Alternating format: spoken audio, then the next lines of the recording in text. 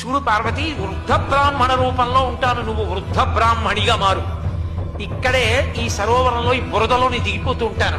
అమ్మా అమ్మా ఎవరైనా లాగండి అమ్మా, పెద్దదాన్ని లాగలేకపోతున్నాను, మా ఆయన దిగబడిపోతున్నాను అరు.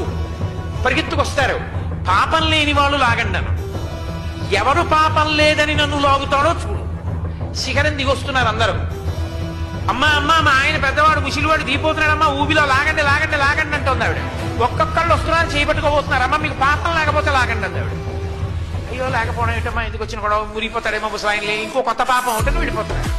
ఒక వేశ్య వచ్చింది కిందకి దిగి. ఆవిడ చేయి పట్టి లాగబోతోంది. పాపం లేకపోతేనే ముట్టుకో మా ఆయన్నది.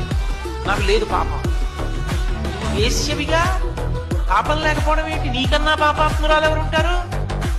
అవునమ్మా, ఇంతకు ముందు ఇక్కడికి రాకముందు పాపాత్మురాల్ని నంది శృంగంలోంచి శ్రీశైల శిఖరం చూశానమ్మా.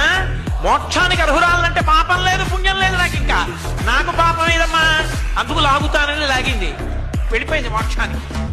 అది విశ్వాసం పార్వతి.